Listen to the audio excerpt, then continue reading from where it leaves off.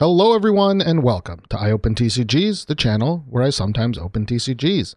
Today we have another PowerPoint presentation for my product review of the Jump to Lightspeed Carbonite boxes.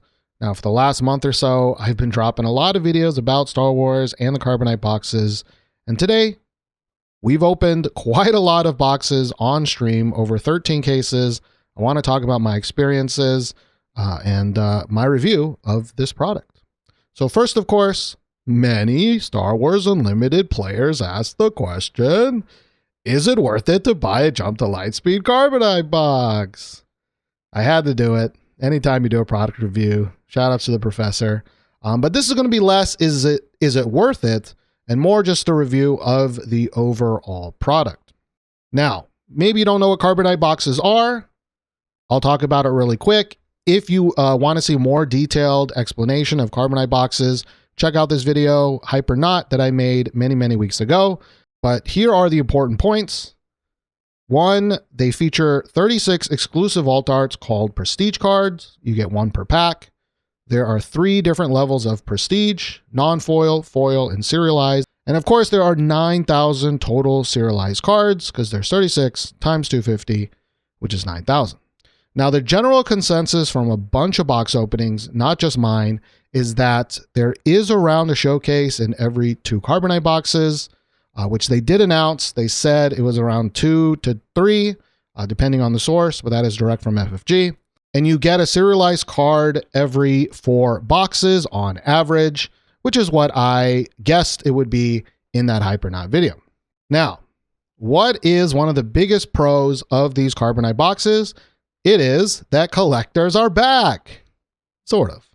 Now, I want to first admit here that I was wrong.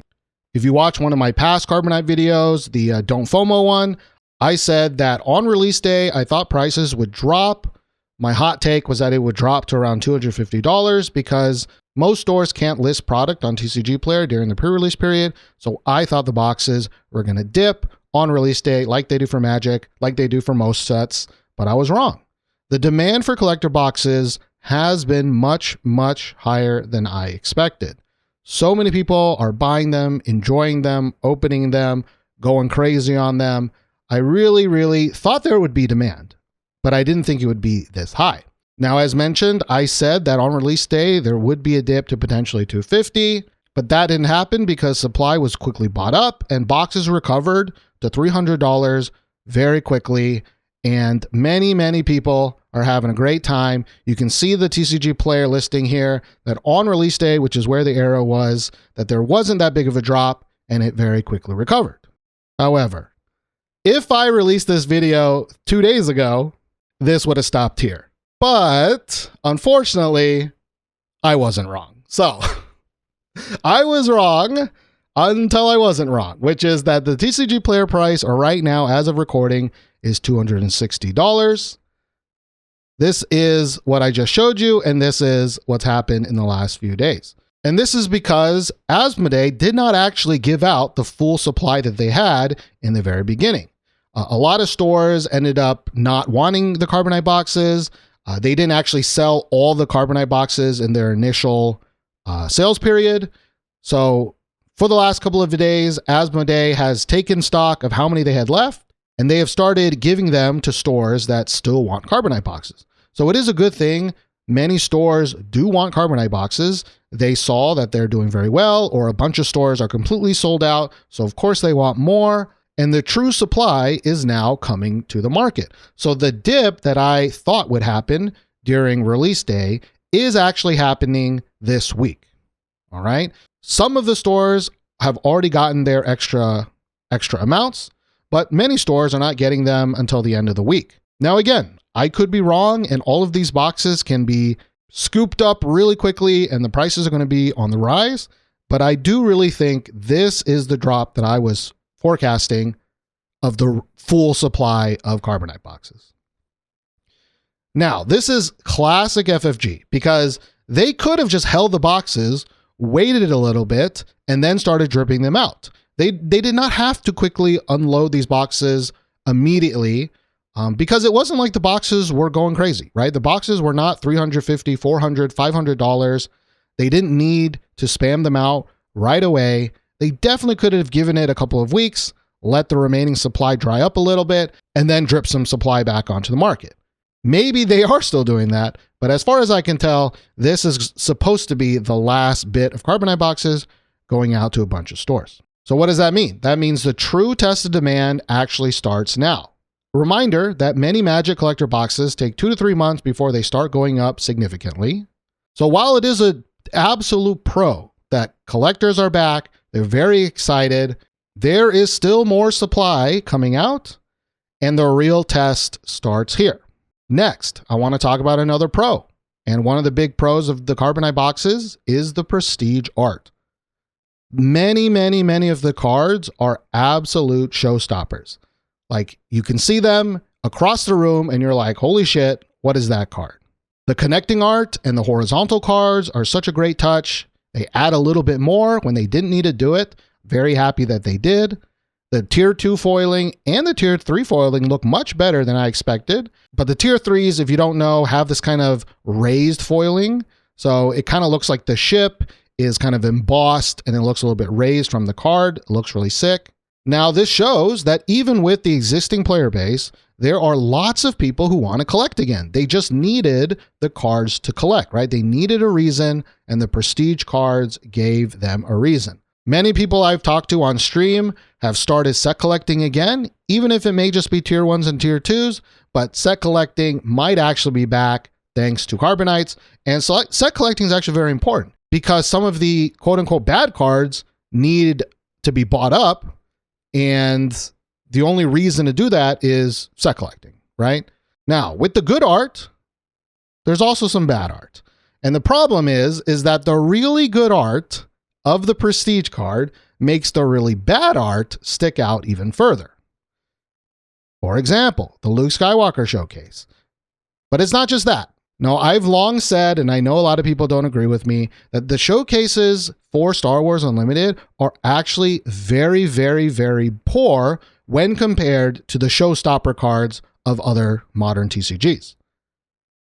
I'm not just talking about Luke, even some of the better ones still look pretty plain, still don't stand out quite like the prestige cards, right? The prestige art is what the showcase art should have been from the beginning. Now, the problem is that FFG is stuck, I think, when it comes to faces. They have this problem, and it shows up in showcases all the time, which is, how do we draw their faces, right? Does it need to look exactly like the character? There's this kind of uncanny valley that they always strike, and it seems like they're purposefully, I don't know if it's a copyright thing, but sometimes it really feels like they're purposefully making them not look like the art, like the actual actor, but making them look kind of like the actual actor instead of fully stylizing them. This is always going to be a problem with showcases. This is one of the big things with making showcases your big hit for regular boxes is I think they're always going to have this problem. Now, have other games solved this problem? Absolutely. One of the chatters in the One Night stream talked about Weiss Schwarz, and Weiss Schwarz has a Star Wars set, actually multiple sets. And if we look at some of those hit cards, they look amazing. They're stylized. They look like comic book pages, movie posters. Now, art is subjective, and maybe you look at these pictures and you say, I don't really like them. I like the Star Wars one better. That's fine. Personally, I don't agree. I think these cards show a much wider range of artistic intent. Now, this is just a small example of some of the Weiss Schwarz cards. And of course, none of these have the crazy foiling that a lot of Japanese cards do have. But looking at these cards, you can see that they're actually trying some cool, fun stuff, right? And for the cards that are just the movie scenes drawn out, they do some really cool things with the coloring and the artistry. And it's not just a person staring to the left or staring to the right and holding a gun to the left and holding a gun to the right and a lightsaber to the left. Like, it's always the same framing when it comes to showcases. And they could do so much more. So this is just an example that it can be done. There's a lot of cool, fun stuff with showcases. The other hope is that showcases in the future will include more cards than just the leaders. Like, imagine showcase event cards. They would be absolutely sick. or showcase bases. There's so much more that they can do. I think the prestige cards really should show that there is demand for cool, awesome, good-looking cards. I really hope that they take that ethos and put it into their showcase cards. Now, the art has its pros and cons, but another con is the quality control. Now, the quality control for Star Wars Unlimited cards have always been terrible, but when you start making a $25 packs, they need to be much better. When we were opening cards on stream, there were so many miscuts, completely off center, huge foiling errors, dings, marks, gigantic print lines, sometimes 3, 4 print lines in the same card. We saw so many prestige cards that just came out of the pack damaged. It's really, really unfortunate. Again, when these packs cost $25, right? They should be much better. Now, I was hoping that the Carbonites would be printed in Cardamundi's Belgium or Japanese factories, but unfortunately, it was still in the US factory, just like the regular booster boxes. Now, if you don't know, Cardamundi is the printer that Asmodee uses to print Star Wars Unlimited. Cardamundi prints a lot of card games, including, of course, Magic the Gathering and Flesh and Blood and many, many, many others. But the US factory is one of their newest factories, and it's also their worst. The reason that I know is that some of the European boxes for set 2 that we've bought were actually printed in the Belgian factory. The cardstock was a lot thicker. The foils were so much better. And then the Japanese factory also has its differences, but also has its pros as well. Now, I don't know Magic super well. I just checked the last 2 collector boxes, and they were both printed in the Japanese factories. So I can only hope that one day the Carbonite boxes at least will be printed in some of the better factories. I don't think that will happen, unfortunately. It is unfortunate that for the high quality boxes, we're still getting the lowest quality factory. Now, let's talk about some better stuff, and that is the good/okay Carbonite box value. And if I made this video 2 days ago, this would have been a good slide. However, let's talk about some of the averages here for the Carbonite box. So the average prestige tier 1 right now on Tuesday is $6.77. The average tier 2 cost is $12.30.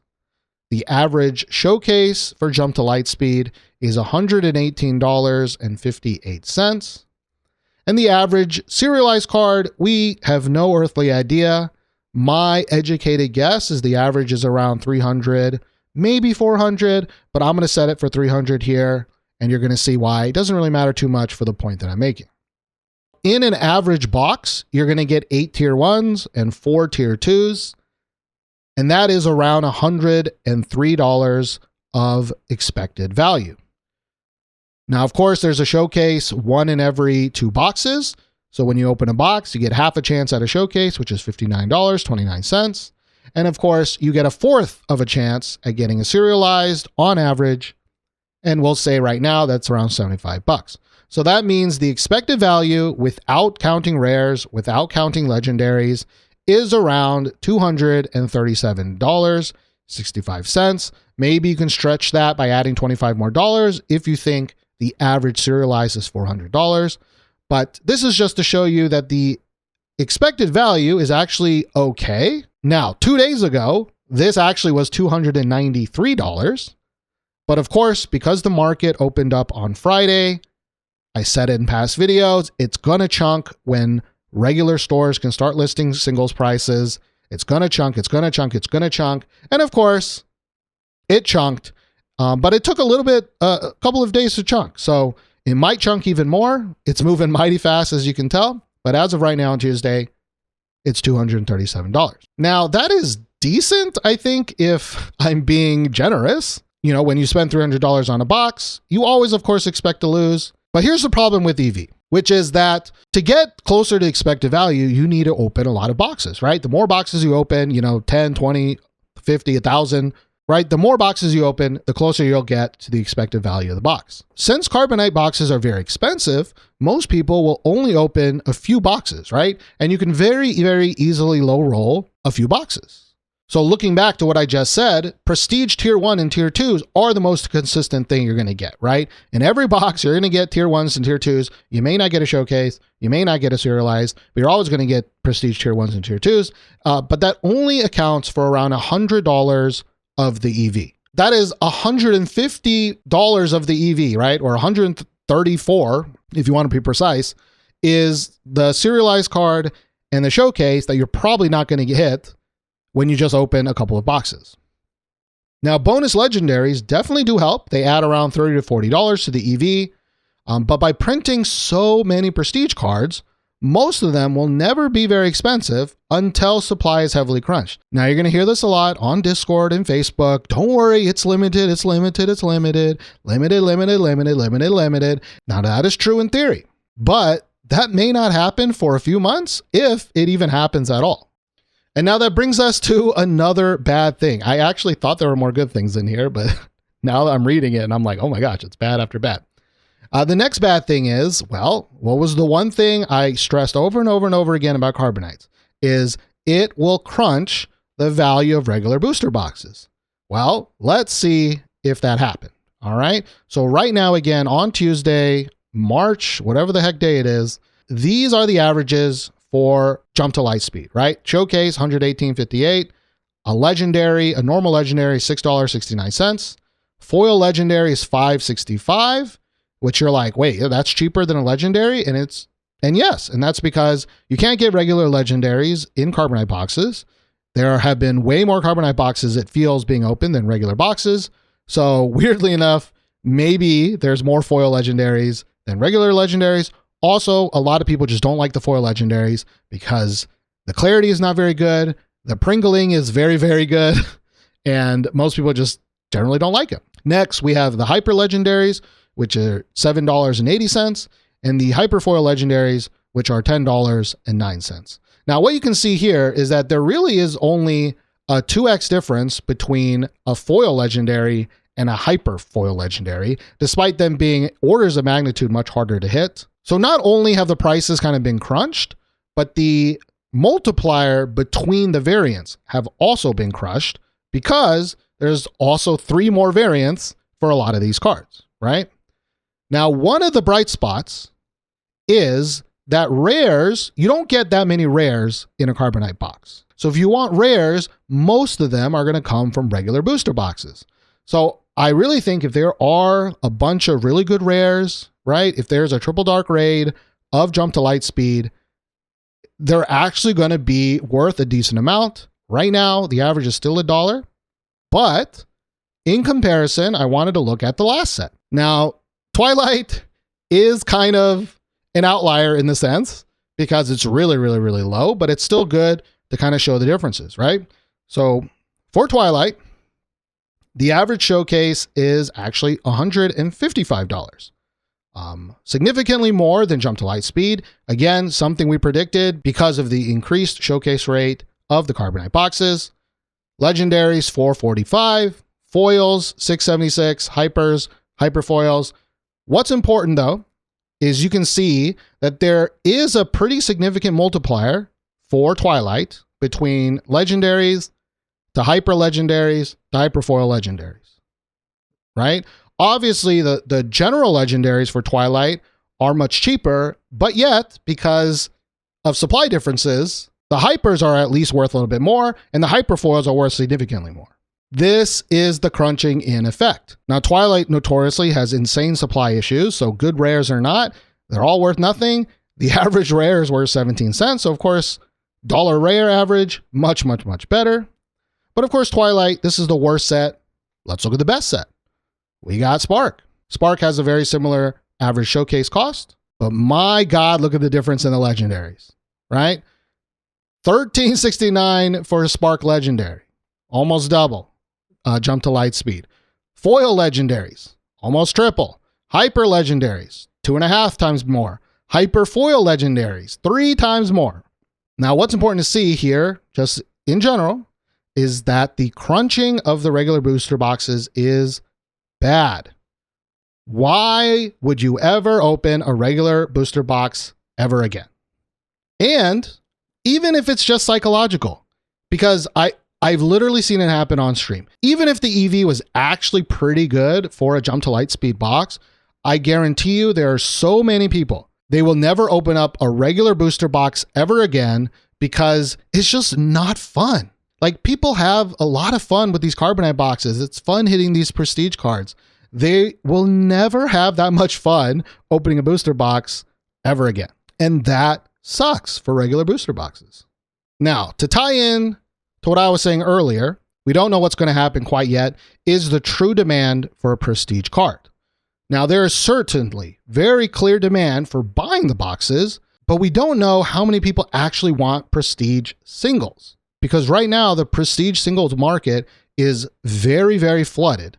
And that's part of the reason why the tier 1s and tier 2 averages are dropping so significantly day after day, is because people are opening boxes, they're selling the prestige cards, and nobody wants them, and the price goes down and down and down and down and down. Right? The tier 1s and tier 2s, at least for now, have flooded the market. And I still think that there's still some flooding left to go, especially with another wave of Carbonite boxes coming out. Even if it's the last wave, which it should be, still another wave, right? Another thing is that 250 serialized cards. Again, I was saying earlier, people will say they're limited. There's only 250 of them. But if there are only 50 people that want a serialized card out of 250, then they aren't actually that limited, right? 250 serialized cards is only limited if 300 people want those cards, if 500 people want those cards, if 1,000 people want those cards. Magic has that amount of people. It is still not proven that serialized cards are those people. Now, as I mentioned earlier, there are people that are excited. They want the serialized cards, but you're going to need some absolute crazy people that want to do some serialized set collecting or getting all of the cards of one number, or they want to corner the market on serialized devastators or something. You're going to need some heavy hitters to really make headway in 9,000 serialized cards. Now, something that I hear over and over, just like limited, is don't worry, there's plenty of demand. Boxes will be bought up soon. You heard this for the set 1 reprint. They're like, don't worry, boxes will be bought up soon. Set 1's an amazing set. Guess what? Not bought up. Don't worry, set 2. Oh, boxes are going to be bought up soon. Star Wars Limited is going to blow up. Set 2 hasn't happened yet. Oh, set 3. Boxes are going to be bought up soon. Oh, it's $60. Don't worry, it's going to be $65 and then $70 and then $75 and then $80. Hasn't happened yet. All right. Don't worry, there's plenty of demand. Boxes will be bought up soon is one of the biggest copiums. Now, it might happen. It might happen. But you should be worried. You should be worried right now. Okay. Now, again, prove me wrong. I hope by the time I publish this, maybe boxes will be at 300. I hope that happens. I want that to happen. But I just want to reiterate, it is not a sure thing. Limited does not inherently mean that people want it. All right. Now, I've said a lot of things, some positive, some negative. What would I change in a future box? What are some of my future fixes? Well, I do have a couple. First of all, way less cereals, right? I want the total number of cereals to be like 2,000 or 3,000 compared to 9,000. That should be a gimme. Been saying that for months. I also hope that they don't commit to thematic prestige sets. They've announced that they will. Right? Like, oh, this set it's going to be all ships, and maybe the next set's going to be all force users, or next set's going to be all people with 10 toes. I don't know. I really hope that they don't commit to thematic sets, because when you do something like that, like for example, all 36 of the ships, many of those ships suck and nobody actually wants those ships, right? Star Wars is still a player-driven game. If you prestige the really good cards, the really powerful cards, whether they're common, uncommon, rare, doesn't matter. But if they're good cards that go in every deck that people really want to use, those are the cards you want to prestige.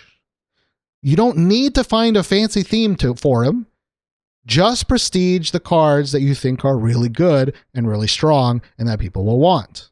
Next, packs should have less foils and more hypers. Now, personally, I think they should have 0 foils. Foils suck. Everybody hates foils. They still keep pushing foils out, okay? So either you go with 0 foils or you go with way less foils, but you should definitely have more hypers and some more hyper foils in Carbonite packs.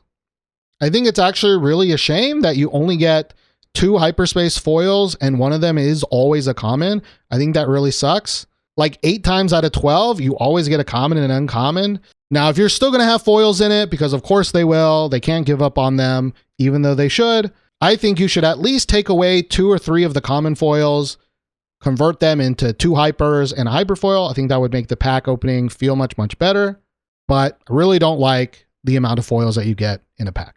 Next, something I've been saying for a long time is, and I think this shows, that there should be an additional showcase-like variant that can be found in regular boxes and in Carbonites, right? There should be, as I mentioned, maybe you can call it showcases still, but there should be showcase events, fun, like a showcase token, fun alt arts of random things like, like a really awesome Jar Jar alt art, right? Like a Jar Jar version of Darth Vader. Just some additional chase card that should be in regular boxes, something to give them a little bit more desirability, but something you can also add to Carbonites for more fun as well. Another fix is, well, if you're going to commit and go full on Carbonite, fuck the regular boxes, you should have ultra high-end hits. Maybe they're out of 10 cards, out of 25 cards. You could have autographs. You could have these lottery cards where it's 1 in every 100 boxes. You can have God packs, right? There's so many really fun things that you can add to Carbonites to make them have more potential hits, so that when you're opening a case, people are not counting down the hits, right? That's one of the worst things about Star Wars, is that you can just kind of count it down and be like, oh, well, he hit the showcase. Well, then there's nothing else, right? Or, oh, he hit the cereal. It's probably nothing else for that whole case, right? Like, there should be a lot of stuff, and you should never be able to count down a cereal. The cereal, like in Magic, should be so rare that they just show up out of nowhere and they're worth a decent amount of money. And then the last fix, at least for now, is that please don't print more Carbonite boxes, FFG. I know you want to. I know you saw the success of this one and you want to print more for set 8 or set 9, and you're going to make the same goddamn mistake that you did for set 2 and set 3. Don't print more, at least not yet. Be conservative. Don't do it. But I know you're going to do it. Now, I did just lie. There is one more fix, but it is literally impossible right now. But the real fix to me, the real review of this product is that right now, right, one of the big problems with Star Wars is that the regular box price compared to the MSRP is terrible, right? The MSRP is $120. The entire system of LGS's distribution, developer, it's all based on MSRP. The regular box price is terrible, and the desire to open regular boxes is further destroyed after you've opened a Carbonite, right?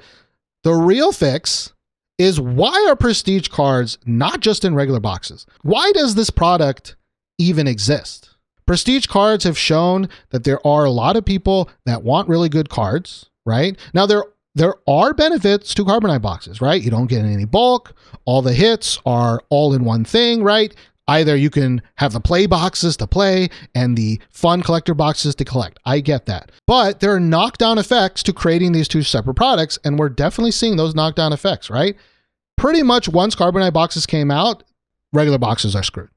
A regular box of apples is screwed, right? You're sacrificing regular boxes to make Carbonite boxes fun, when in the end, you can just make regular boxes more fun as well.